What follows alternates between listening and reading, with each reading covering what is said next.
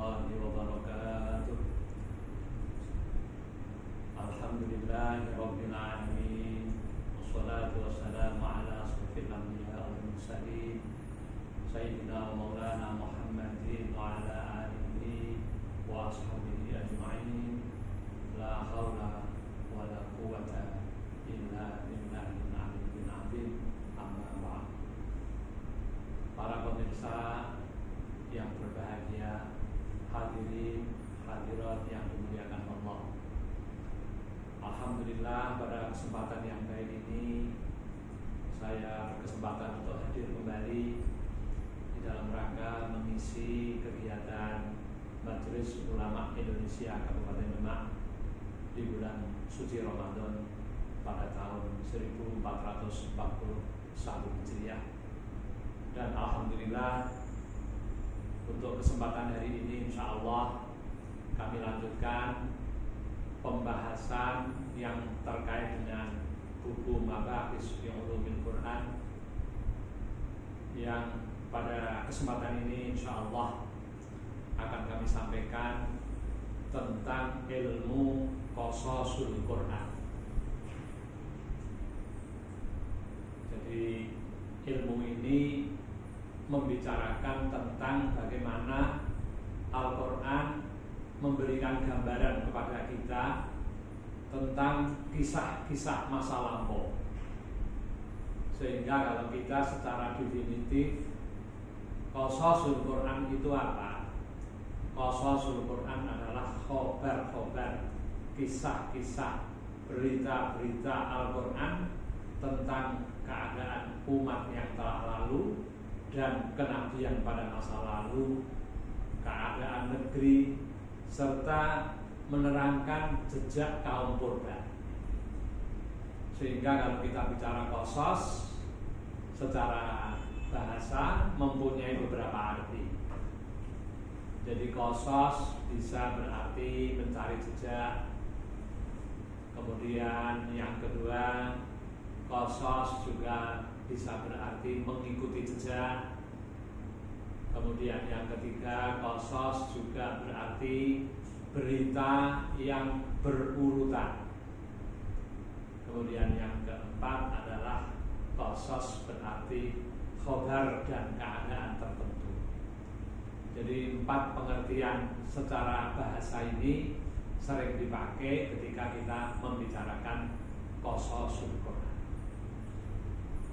Hadirin hadirat yang berbahagia,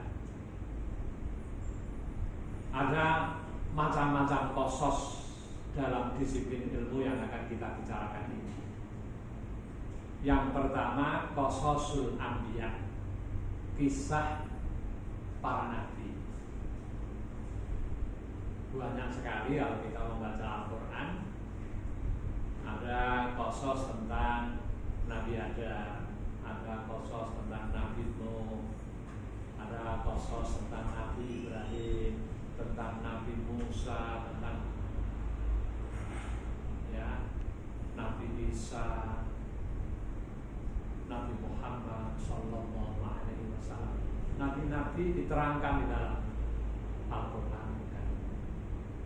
Kemudian yang kedua, ada qasas yang berpautan dengan peristiwa yang telah terjadi dan orang-orang yang tidak dapat dipastikan kenabiannya, seperti qasas Tolot, Jalut, Qabil, Habil, Fir'aun, dan kaumnya, Fir'aun dan pasukannya. Kemudian Ahlul Kahfi, kemudian tentang Zulkarnain, Qarun, Dewi Maryam, Ashabus Sabti, Ashabul Fil, Ashabul Ukhdud, dan lain sebagainya. Kemudian yang ketiga, qasas yang berpautan dengan peristiwa di masa Rasulullah Muhammad Sallallahu Alaihi Wasallam. Jadi seperti peperangan Badar, peperangan Uhud, peperangan Hunain, Tabuk, Ahzab, tentang hijrah Rasulullah, tentang Isra Mi'raj Rasulullah. Jadi kalau kita bicara macam-macam qasas, 3 inilah yang sering dibicarakan oleh para ulama. Hadirin yang berbahagia, kalau kita melihat kisah para nabi, mulai Nabi Adam dan lain sebagainya, kita bisa merunut misalnya Nabi Adam. Di dalam surat Al-Baqarah, surat yang kedua ayat 30 sampai 38. Ini saya bukakan Al-Quran, saya membawa Al-Quran, surat yang kedua 30 sampai 38. Ini berbicara tentang Nabi Adam. Berbicara tentang Nabi Adam, di mana di dalam ayat ini dirinci secara lengkap. Apalagi nanti kalau kita membuka surat Al-Qasas, di dalam Al-Quran ada surat yang secara khusus judulnya adalah surat Al-Qasas, surat yang membicarakan kisah-kisah. Ternyata di dalam surat Al-Qasas itu luar biasa, ceritanya rinci sekali. Akan saya mulai dengan bagaimana kisah nabi-nabi dahulu. Di dalam Al-Baqarah ayat 30, Allah di dalam Al-Quran menyatakan, a'udzubillahi minasyaitonirrajim, wa in qala rabbuka lil malaikati inni ja'ilun fil ardi khalifah qalu ataj'alu fiha may yufsidu fiha wa yasfiku dima wa nahnu nusabbihu bihamdika wa nuqaddisu lak qala inni a'lamu ma la ta'lamun. Dan ingatlah ketika Tuhanmu berfirman kepada para malaikat, aku hendak menjadikan khalifah. Khalifah ini siapa? Khalifah ini di dalam tafsir-tafsir maksudnya adalah Allah ketika itu akan menciptakan makhluk yang bernama Adam. Ya, Nabi Adam, nenek moyang kita. Gitu ya. Aku hendak menjadikan khalifah di bumi. Mereka berkata, apakah engkau hendak menjadikan orang yang merusak dan menumpahkan darah di sana? Sedangkan kami bertasbih memujimu dan menyucikan namamu. Dia berfirman, sungguh aku mengetahui apa yang tidak kamu ketahui. Jadi ini permulaan ayat yang membicarakan Nabi Adam pada ayat ke-30 di dalam surat Al-Baqarah. Ayat berikutnya, wa'allama Adamal asma'a kullaha thumma 'aradahum 'alal malaikati faqala anbi'uni bi asma'i haula'i in kuntum shadiqin. Ini sejak ayat 31 kalimat Adam muncul, dan dia ajarkan kepada Adam nama-nama benda semuanya. Kemudian dia perlihatkan kepada para malaikat seraya berfirman, sebutkan kepadaku nama semua benda ini jika kamu yang benar. Hadirin hadirat yang berbahagia, ini ayatnya sampai ayat 38 bercerita tentang Adam. Sampai di situ diceritakan bagaimana Adam diajar oleh Allah menyebut nama-nama. Jadi ketika ngaji tafsir Jalalain, ya, dikatakan di sana tafsir itu bahwa ketika Allah menciptakan Adam ada kata-kata wa'ujinat, ya, ujinat itu di tanah yang dibentuk, ya. Tetapi tentunya Allah tidak seperti manusia. Ketika Allah membentuk dengan kekuasaannya, tidak bisa kita membayangkan seperti tangan kita membentuk tanah berupa bentuk manusia. Tidak bisa seperti itu.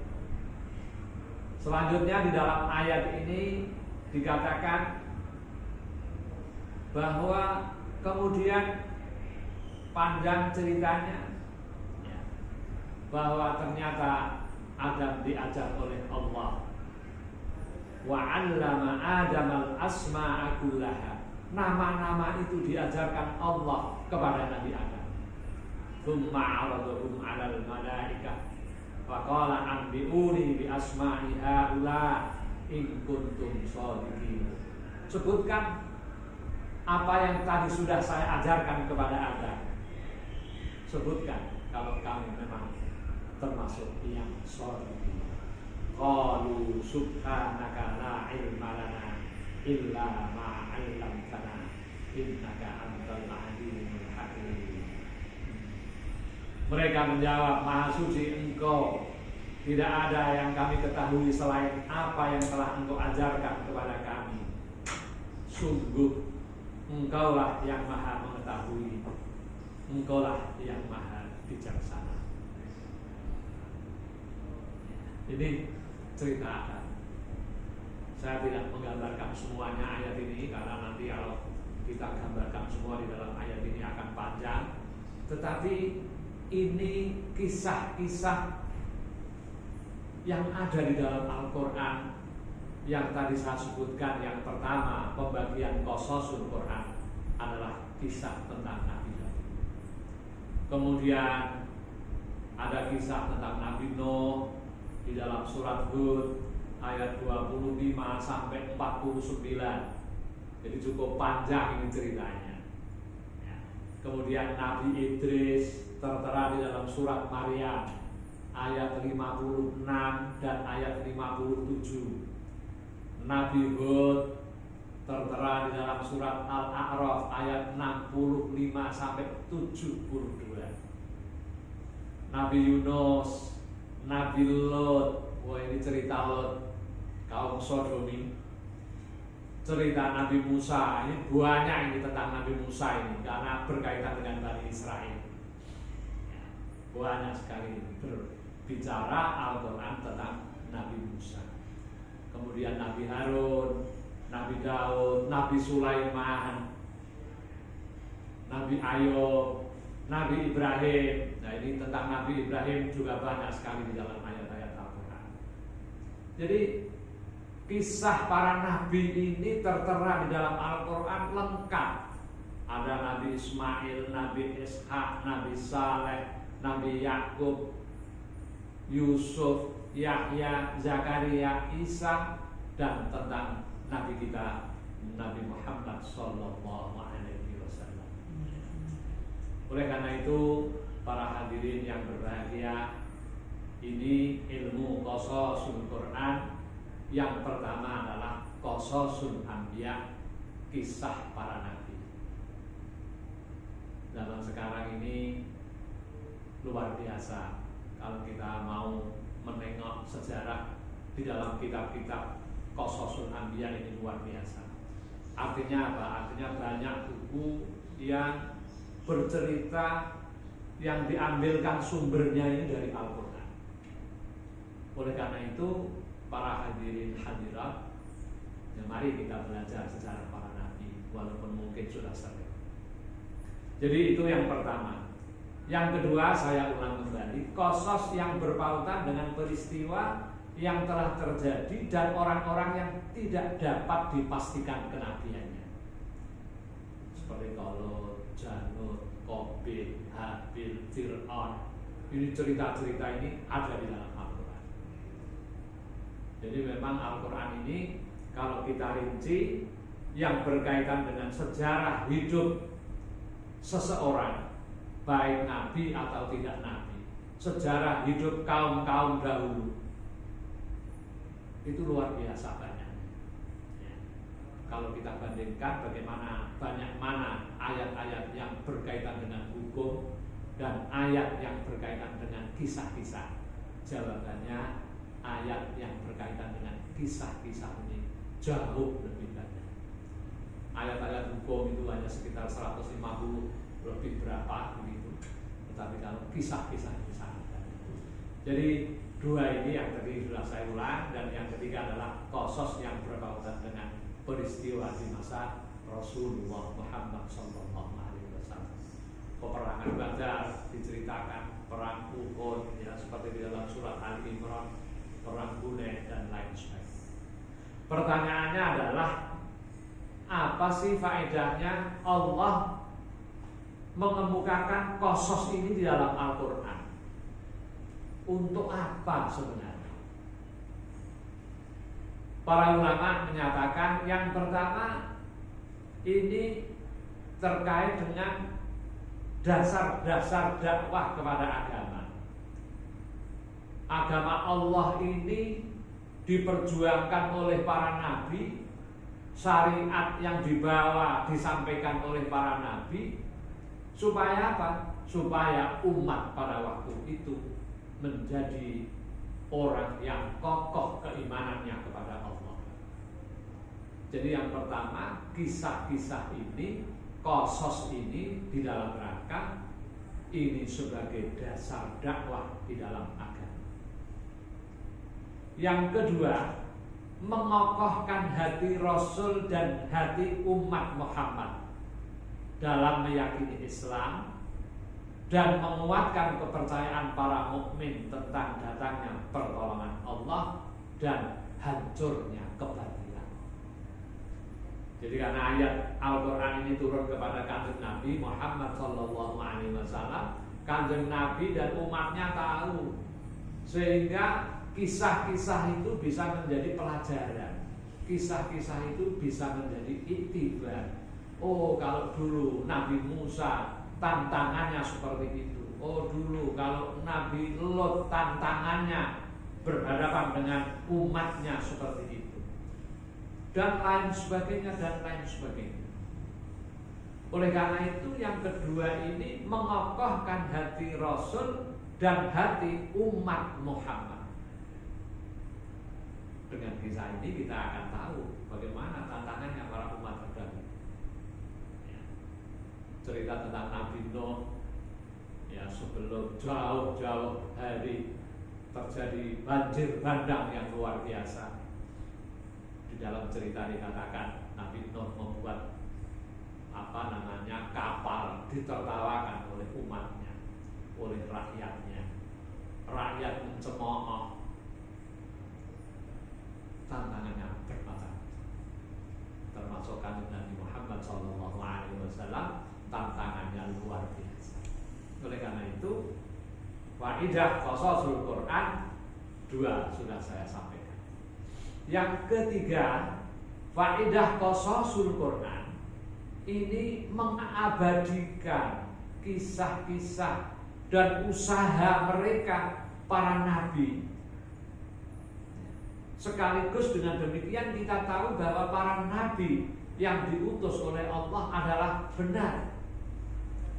Para nabi adalah orang-orang yang kokoh keimanannya, kokoh rasa percaya akan adanya pertolongan Allah. Jadi ini faidah qasas yang ketiga. Yang keempat, faidahnya adalah menampakkan kebenaran kerasulan Nabi Muhammad sallallahu alaihi wasallam. Oleh karena itu ketika wahyu turun sampai kepada Rasulullah, kemudian wahyu itu disampaikan kepada para sahabat. Sahabat menghafalkan, kalau mereka tidak tahu bertanya.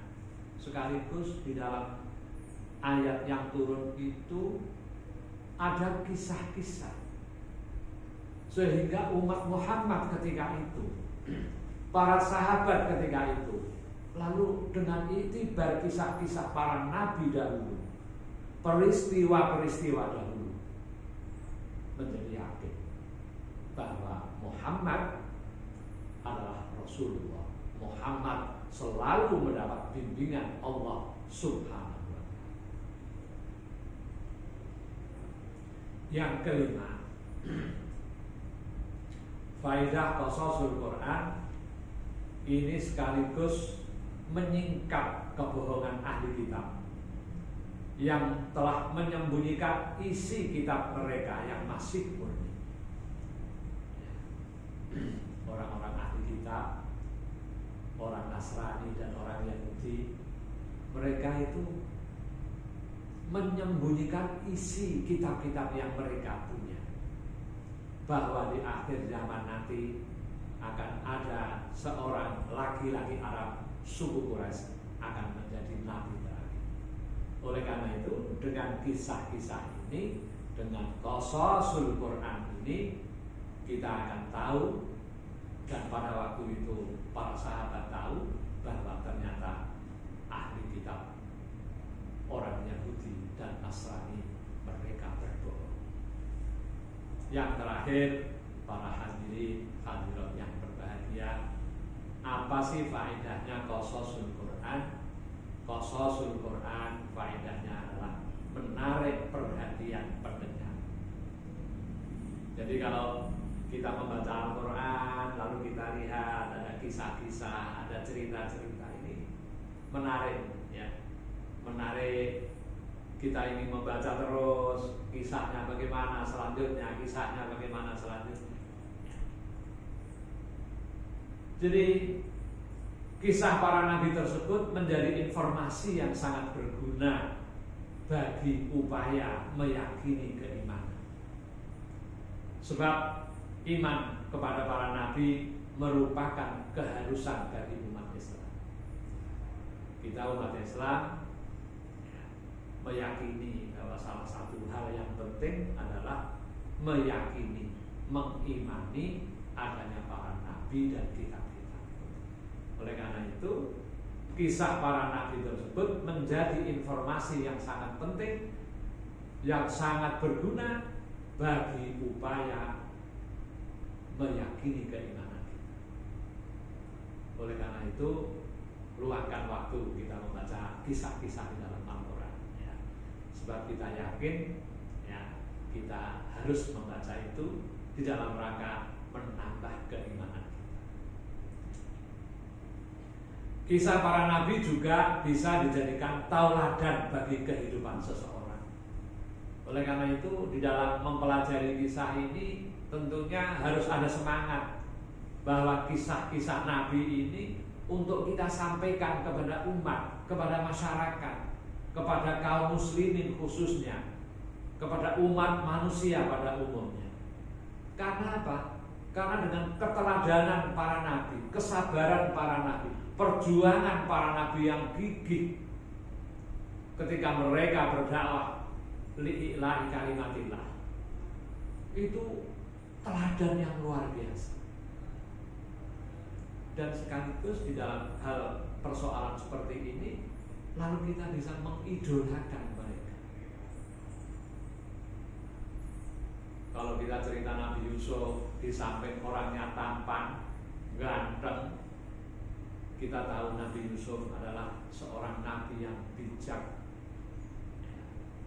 Kemudian ketika kita bicara tentang Nabi Sulaiman, ya, di samping Nabi Sulaiman ini kaya, Nabi Sulaiman juga orang yang sangat bijak terhadap rakyat.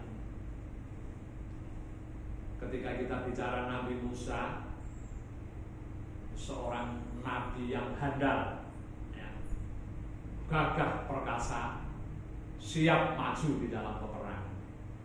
Jadi ada idola-idola. Kalau setiap nabi kita runut, seperti yang saya contohkan tiga ini, Masya Allah, ini bisa menjadi iktibar bagi kita, bisa menjadi contoh tauladan bagi kita, bisa menjadi idola kita. Anak-anak sekarang zaman milenial yang diidolakan artis, selebritis. Alangkah indahnya kalau setiap umat Islam, alangkah bahagianya kalau kita setiap saat bercerita tentang nabi-nabi Allah yang tertera di dalam kitab suci Al-Quran. Oleh karena itu, di dalam kesempatan yang baik ini, ayo kita pelajari sejarah para nabi, sejarah kaum-kaum dahulu di dalam qasasul Quran yang tertera di dalam Al-Quran. Insya Allah akan berguna sekali, dan saya yakin itu sangat berpahala. Para hadirin hadirat yang berbahagia, Tadi sudah saya singgung bahwa di dalam Al-Quran ini saya membawa Al-Quran ya. Ada satu surat yang bernama Surat Al-Qasas ya. Surat Al-Qasas ini surat yang ke-28. Di awal surat ini, di dalam surat Al-Qasas ini bercerita tentang Nabi Musa, berkisah tentang Nabi Musa. Ceritanya panjang. Kalau kita baca ayat 1 sampai ayat 34, lumayan panjang. Ini cerita Nabi Musa yang ketika itu masih bayi, dibuang di sungai Nil. Kemudian ketika remaja diambil menantu, dinikahkan dengan putri Su'aib. Kemudian cerita tentang tongkat yang menjadi ular. Kemudian ketika berdakwah, Nabi Musa dibantu oleh Harun yang lebih fasih lidahnya. Dan di akhir ketika cerita ini mendekati ayat 34, Nabi Musa diberi kitab oleh Allah, yaitu Taurat. Silakan Bapak dan Ibu yang berbahagia, nanti dibuka, dipraktekkan, disempat-sempatkan ya, di dalam surat Al-Qasas ini ayat 1 sampai 34 merinci. Kalau saya dalam bahasa saya membaca ayat Al-Quran yang berkisah ini, yang berqasas ini, itu mengasyikkan ya, mengasyikkan. Kalau saya baca misalnya Bismillahirrahmanirrahim, ayat yang pertama itu ternyata Fawaatihus Suwar, Tasim Mim, tilka ayatul kitabil mubin, natlu alaika min nabai Musa wa Fir'auna bil haqq, natlu alaika min nabai Musa wa Fir'auna bil haqqi liqaumin yu'minun. Ini sharah. Jadi Allah menyatakan kalau akan bercerita Nabi Musa dan Fir'aun. Di dalam surat Qasas itu jelas disebut seperti itu. Oleh karena itu, kalau para pemirsa membaca Al-Quran nanti coba dicek di dalam ayat 1 sampai 34. Tadi sudah saya sampaikan, kisah ini bertutur ketika Nabi Musa kecil ya, dihanyutkan di sungai Nil. Ketika remaja dinikahkan dengan putri Su'aib ya. Kemudian tongkat yang menjadi ular, kemudian dibantu Harun yang lebih fasih lidahnya. Nah, di sini ada dialog seperti Nabi Musa berdialog dengan Allah Subhanahu wa taala ketika Nabi Musa diperintahkan untuk berdakwah. Nabi Musa mengatakan, "Saya perlu dibantu karena saya tidak begitu fasih." Ada cerita yang mengatakan Nabi Musa itu lidahnya cedal gitu ya. Dan akhirnya di dalam endingnya, di dalam akhir sekitar ayat 32, 30 sampai 34 dinyatakan di situ Musa diberi kitab Taurat oleh Allah. Inilah sekilas saja. Tentunya tadi ketika saya menceritakan nabi-nabi yang sejumlah itu dalam kisah Al-Quran dengan ayat-ayat yang beragam, tidak mungkin kami sampaikan di dalam forum yang terbatas waktunya. Hadirin yang berbahagia, memang kalau kita mempelajari Al-Quran, kalau di dalam surat Al-Qasas ini tadi sudah saya sampaikan, muncul cerita Nabi Musa. Kalau kita membaca di dalam Al-Baqarah surat yang kedua, itu juga tertera kisah tentang Nabi Musa.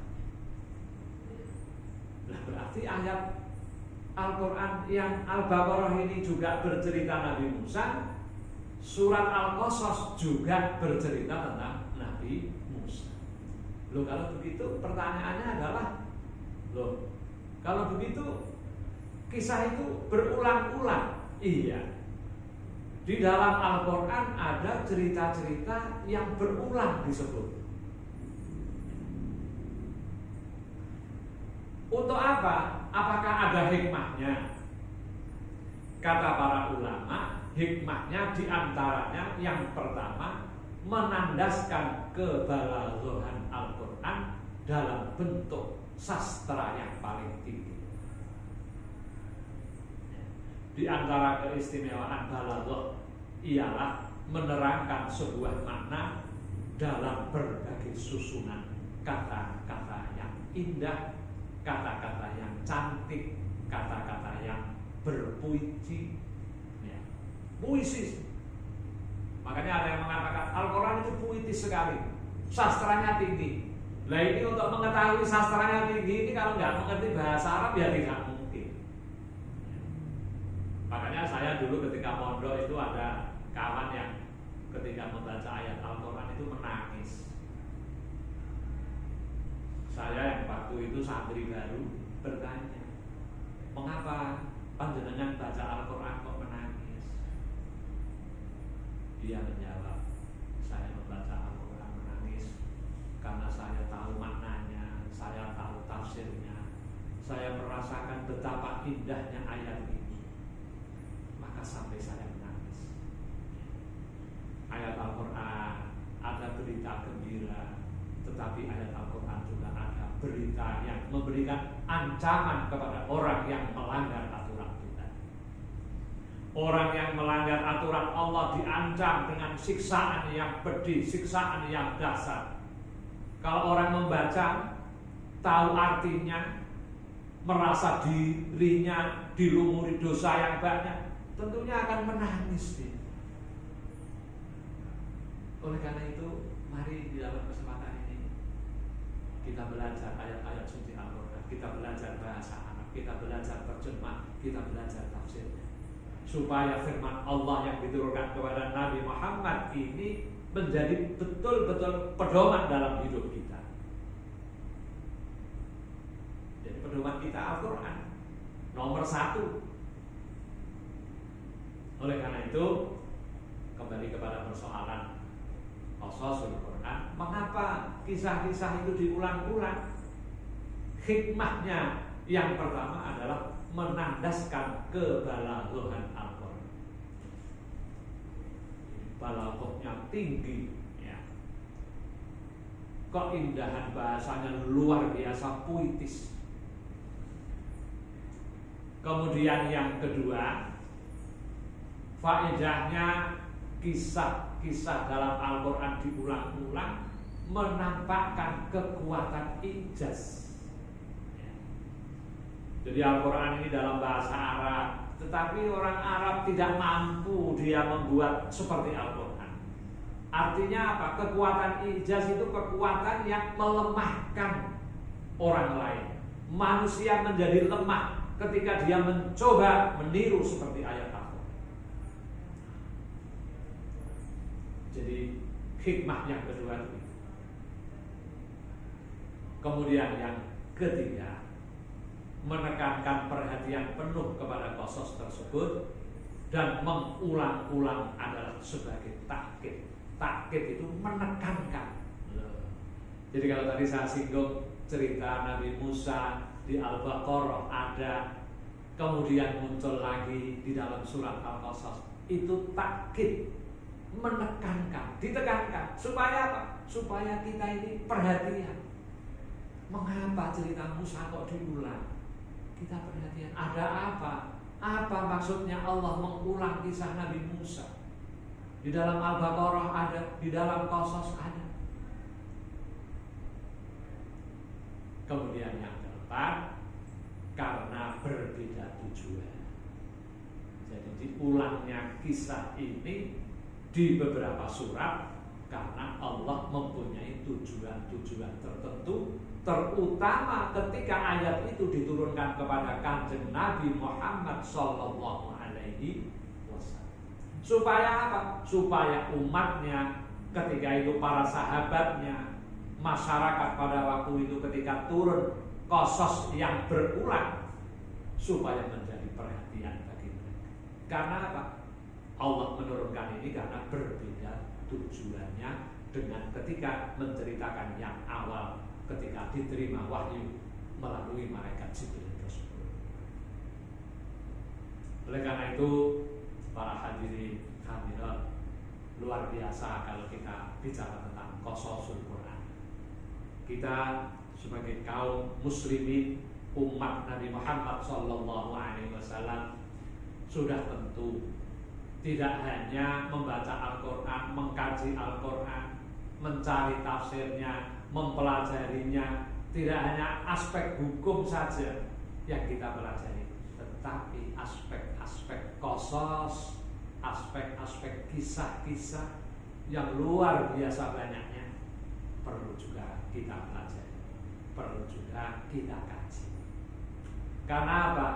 Karena dengan kita mengetahui qasasul Quran, kisah-kisah di dalam Al-Quran, kita bercerita kepada anak kita, kepada saudara kita, bahwa di zaman dahulu ada nabi yang namanya Nabi Isa, zaman dahulu ada nabi yang namanya Nabi Yakub, ada nabi yang namanya Nabi Ibrahim, dan seterusnya kita ceritakan kepada mereka. Dan tidak akan pernah habis kita bercerita tentang nabi-nabi Allah. Termasuk tidak akan pernah habis ketika kita bercerita tentang kisah-kisah yang tertuang di dalam Al-Quran. Demikian hadirin yang berbahagia, beberapa catatan saya yang mengelaborasi dari dua buah kitab Mabahis fi Ulumil Quran karya Profesor Dr. Subki Salih dan karya Mana Al-Qattan. Mudah-mudahan yang sedikit ini menjadi pemicu untuk belajar lebih dalam, dan mudah-mudahan apa yang kami sampaikan memberikan nilai manfaat kepada para pemirsa semuanya untuk bangkit mempelajari Al-Quran dengan sungguh-sungguh, mempelajari kisah-kisah tauladan sebagai iktibar kita. Demikian, kurang lebihnya mohon maaf. Wallahu muwaffiq ila aqwamit thoriq. Wassalamualaikum warahmatullahi wabarakatuh.